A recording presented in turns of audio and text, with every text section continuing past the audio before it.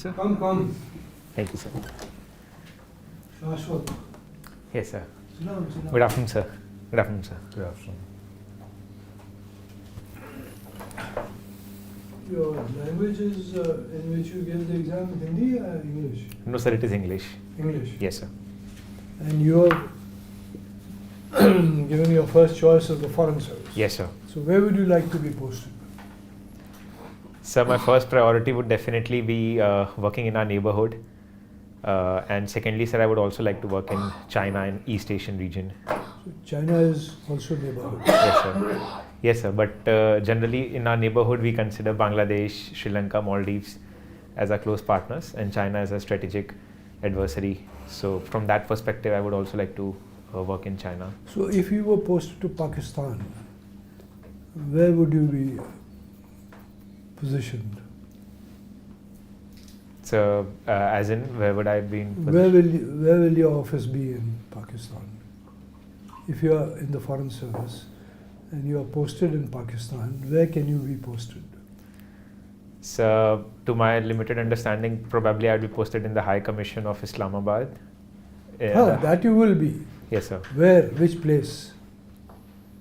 Sir, in Islamabad only. And any other places where we have offices?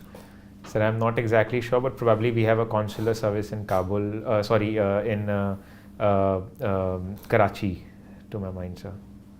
Okay. So what are the main issues today with Pakistan? I mean, where do you think, where do you feel our relations with Pakistan are today? So the first major issue in the India-Pakistan relationship is that of the cross-border terrorism that emanates from Pakistan. Secondly, sir, the Pakistani deep state itself propagates the idea of biting India with 1,000 cuts that it has propagated for last 30 to 40 years through terrorism as a state policy. So this becomes the core issue between India-Pakistan relationship that propagates over other core aspects also. For instance, the Indus Water Treaty with respect to the trade relations. The overall looming aspect of terrorism is therefore visible in all the aspects of our relationship. Just one. What is the Indus Water Treaty and what is its importance and what is the significance of the Indus Water Treaty? So the Indus Water Treaty was brokered by World Bank in 1960s between India and Pakistan with respect to the Indus River, wherein the rivers of Ravi, Bias, Satluj were allotted to India and the rivers of Indus, Chenab and Jhelum were allotted to Pakistan for the distribution of the river water. Mm-hmm. The overall 80% of the rivers goes to Pakistan, which is in the Pakistani control, and the remaining 20% is with India. The importance of Indus Water Treaty is firstly from the perspective of the availability of drinking water in the state of Pakistan. Secondly, sir, it is also very vital for irrigation purposes, both in Pakistan as well as in the Indian state of Punjab. That was the treaty, but how has it worked?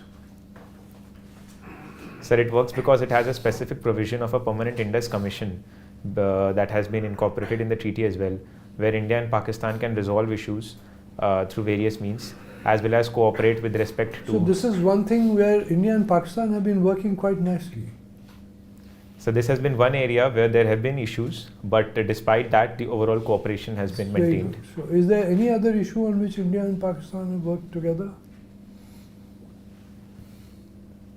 Sir, one area I can recall is probably participation in various international forums, like in the Shanghai Cooperation Organization Summit in Goa. The Pakistani minister also came to India.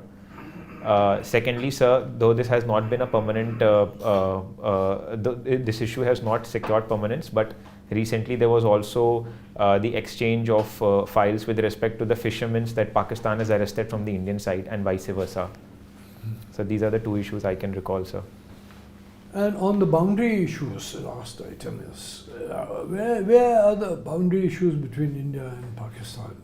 They are all over the place, or there's somewhere where we have an agreement and somewhere where we have disagreement? So the overall India and Pakistan boundary is divided in two parts. The first is the international boundary, on which there is a broader understanding. But the dispute essentially starts with respect to the line of control, which is called as the LOC, wherein after the 1947 India-Pakistan war, Pakistan did not vacate the area which is the POK, the Pakistan occupied Kashmir and Gilgit and Baltistan. So, sir, these areas, though in Pakistani ownership, is an integral part of India, and as a result of which LOC becomes a very controversial subject in the India-Pakistan relationship. Okay, thank you. Thank you, sir. Yes, Shashwat. Yes, sir. Studied in Maharaja Agrawal, Delhi University. You went to JNU. You've been in Delhi for a long time. Sir, yes, sir. And you've chosen the Indian Foreign Service as your Yes, first sir. option. Now, tell me, what do you find in yourself that can make you a good diplomat? What are the essence you feel you have for you to be an effective diplomat? So the first thing I would say is my negotiating skills in terms of communicating my viewpoint, and as well as conveying our specific information to all the stakeholders. So second is my ability to undertake research. This also has consonance with my prior background of working as a LAM fellow in the Parliament of India, wherein I can draft policies, I can research over bills and issues. So I think these two qualities will make me a successful diplomat. And you feel you will do very well in the neighborhood, because that seems to be your first option. Yes, sir. To have as many postings in India's neighborhood as much as possible. Good. There's a lot of attention in India's new approach, so-called new approach to foreign policy, which is, deviates from our earlier approach. Do you think foreign policy is a continuity, or it changes, especially in the case of India? Is it changing, or do you think there is a continuity? So my understanding is that the core interest of a country, that is its national interest, remains permanent in its foreign policy. So there are some aspects of continuity that do remain permanent. Having said that, sir, there are other aspects, for instance, the political leadership, the overall direction of a specific country, bilaterals as well as multilaterals, they can change over the time. So in that context, we can say that in the past 10 years, with respect to neighborhood as well, we are seeing a new shift in terms of focusing on people-to-people cooperation and cultural ties, having the strategic interests as a permanent feature. Would you disagree that foreign policy is often personalized in India? Jawaharlal Nehru, Prime Minister Modi, Indira Gandhi, they all had their own perception and views about India's foreign policy. Would you agree to that view? So the visibility of diplomacy is personalized, but within that visibility, deep down, the actual diplomatic activities is done through very structured, institutionalized ways through the Ministry of External Affairs and our consulates and missions abroad. So, sir, in a way, the way the public views foreign policy happening on ground is very personalized, but a lot of backroom research and diplomacy is undertaken through a very structured and through a very institutionalized manner. So in that perspective, sir, it is very structured, I would say. Right. Good.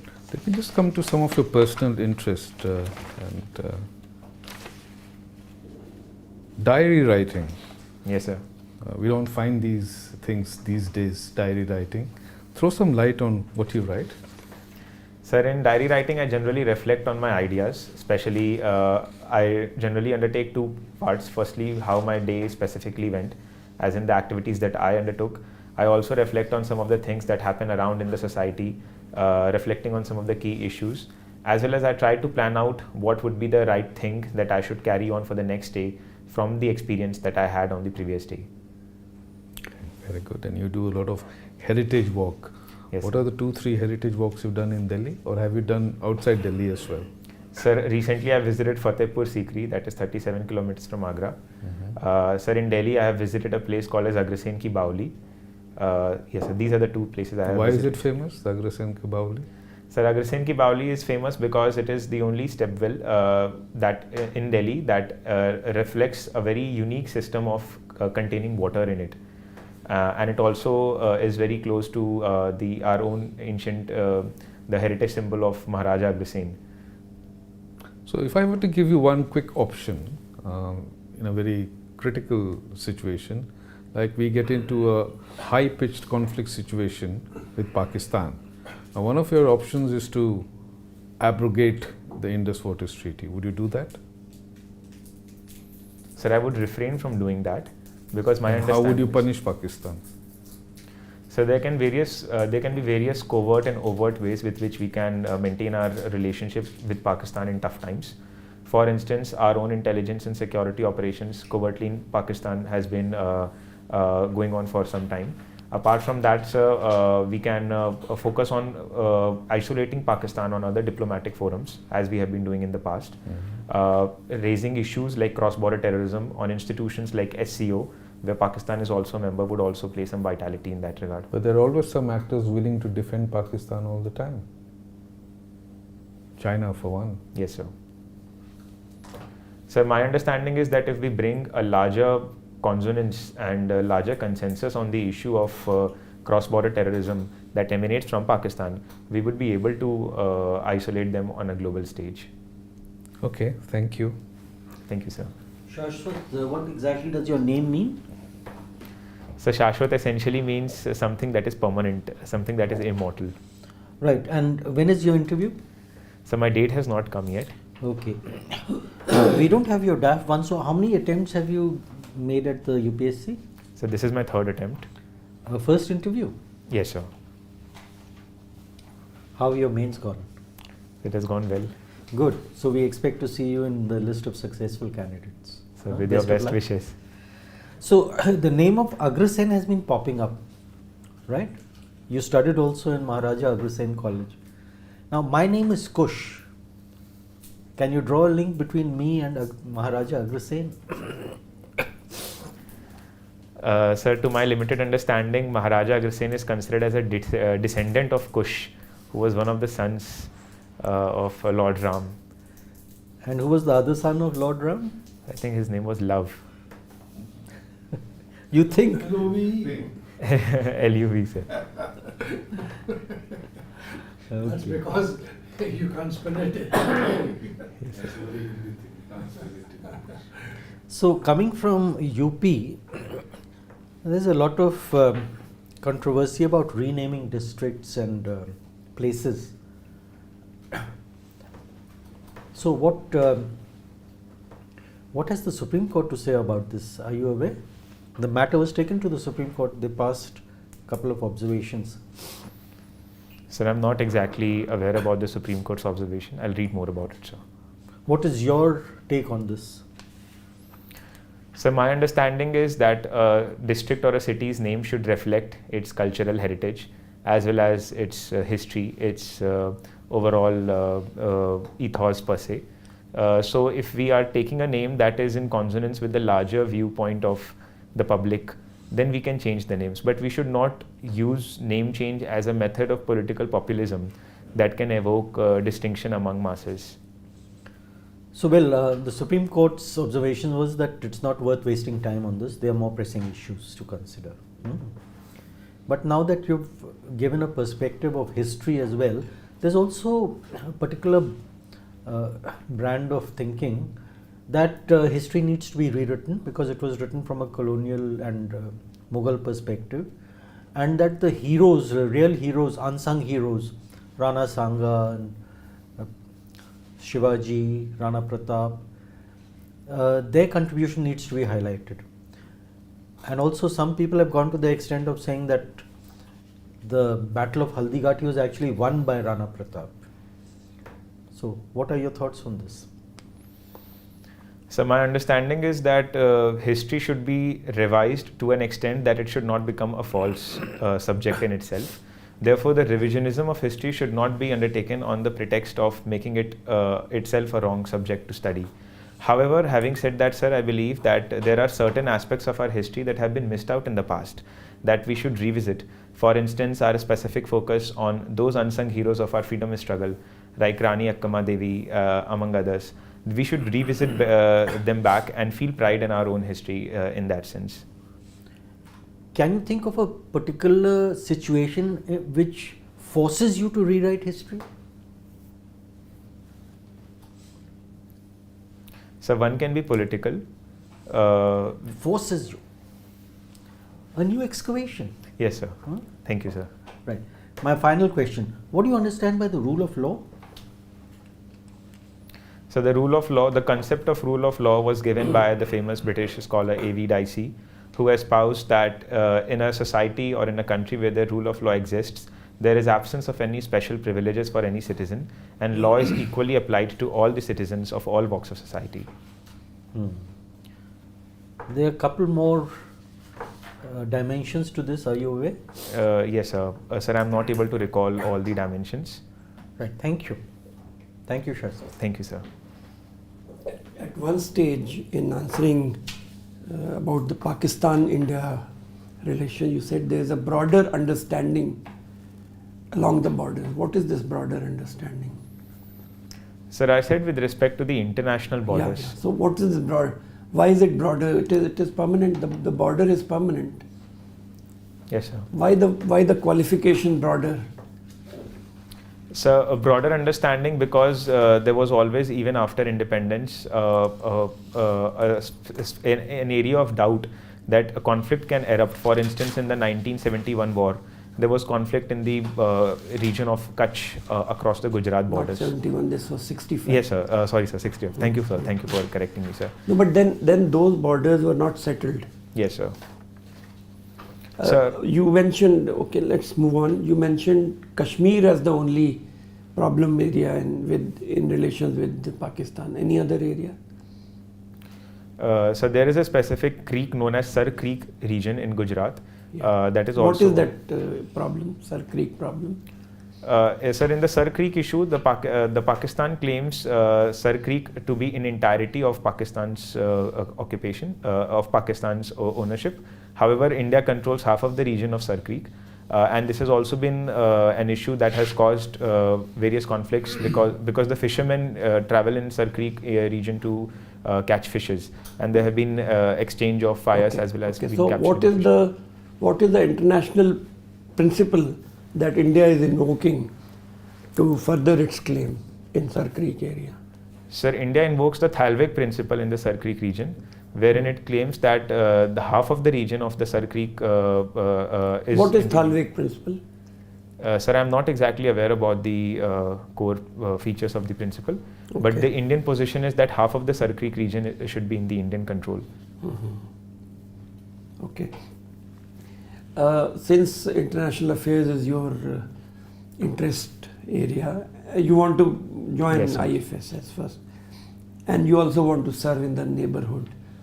What is your view on India's neighborhood policy in recent times?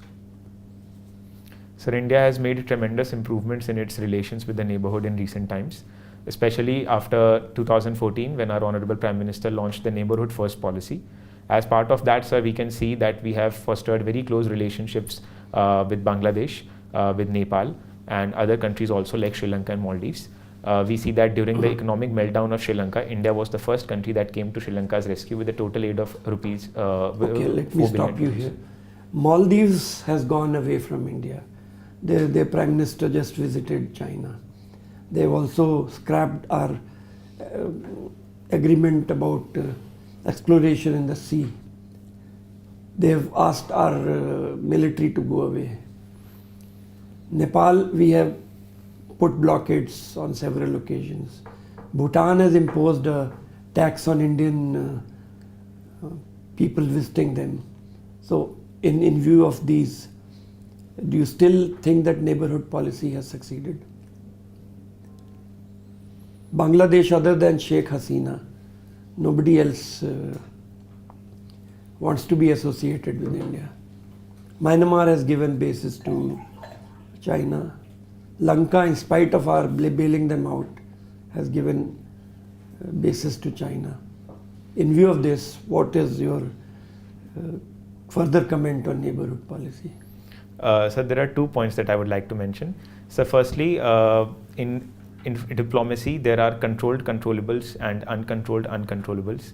So what happened in Maldives was not of the doing of the Indian government, and we have limited control over the domestic politics of a specific country. Having said that, sir, I still believe that in recent times we have made tremendous efforts to improve our relationship with countries. For instance, we are the second largest trading partner of Bangladesh. In Nepal, sir, our people-to-people ties and our humanitarian aid, especially after the Nepalese earthquake, has been well accepted. Nepal asked our disaster management units to go out. So there have been issues with Nepal, especially because of Nepalese domestic politics with the communist governments rising to power. Okay. But despite that, sir, because our cultural and people-to-people ties remain so intact, even those governments have accepted India's preconceived India's importance in All right. its What is neighborhood. dehyphenation? So dehyphenation is the removal of a specific bipolar dimension in a foreign policy. For instance, India has been dehyphenated from the Israel-Palestine issue, Okay. or US has dehyphenated India's relationship vis-a-vis India-Pakistan relations. Has US done that? Sir, in my limited understanding, it has, because it maintains an Okay, independent okay. understanding with India. Thank you. Shashwat,